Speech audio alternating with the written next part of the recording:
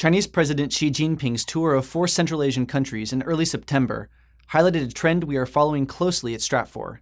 China's struggle to reduce its exposure to security risks and supply disruptions in the South and East China Seas by exploring new overland sources of and transport routes for goods, energy, and other natural resources. Over the last 15 years, the Chinese economy's extraordinary growth has turned it into the world's largest importer of key industrial inputs like coal, iron ore, copper, nickel, and aluminum, as well as the second largest importer of crude oil after the US.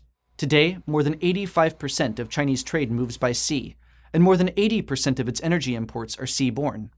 This leaves China perilously dependent on the safety and security of sea lanes, which serve as highways not only for getting Chinese manufactured goods out to consumers in the US, Europe, and elsewhere, but also, and increasingly, for bringing in the raw materials that China can no longer wholly supply for itself. The Chinese government's growing anxiety over the security implications of this double-sided dependency has taken many forms: aggressive naval modernization, the speedy expansion of Chinese energy and resource acquisitions overseas, and the general push to raise China's diplomatic profile abroad are some of the Communist Party's most visible efforts to cope with the geopolitical implications of the country's globe-spanning economic needs. But in recent years, another somewhat less overt strategy for mitigating the impact of overseas supply disruptions has begun to take shape, in the form of rapidly expanding investments into energy projects in Central Asia and transport ties linking the Chinese interior through South and Central Asia onto Europe and the Indian Ocean basin. The keystone for this process is the Xinjiang Autonomous Region in far northwest China.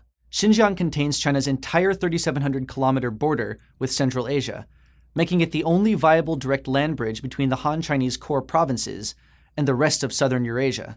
It also contains the Karakoram Pass, China's only overland route to Pakistan, and, in turn, to the Chinese-operated port of Gwadar.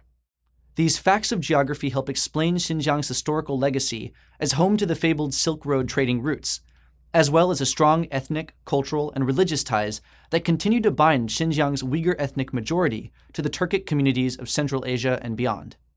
Today, China's leaders are actively reviving these legacies, as seen in Xi Jinping's recent call for a new Silk Road economic zone, spanning Xinjiang and its Central Asian neighbors. Energy is the beating heart of China's interests in Central Asia, and by extension in Xinjiang. In 2012, China imported 21.3 billion cubic meters of natural gas from Turkmenistan, more than half its total natural gas imports that year. And by 2020, that number could jump to almost 65 billion cubic meters. Likewise, Chinese imports of oil from Kazakhstan are set to grow dramatically in the coming years, potentially reaching 1.5 million barrels per day as output from the Kashagan oil project rises. China is also working on oil and metals projects in Afghanistan, has agreed to import up to 10 billion cubic meters of natural gas from Uzbekistan, and is all the while rapidly transforming Xinjiang itself into a key resource base for newly industrializing provinces in the Chinese interior.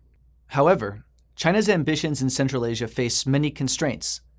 Distance and terrain pose enormous cost and logistical challenges to large-scale trans-Eurasian transport, while a perennially unstable security situation in virtually every part of the Central Asia region, including Xinjiang, will threaten Beijing's dream of reducing its exposure to energy and resource supply disruptions.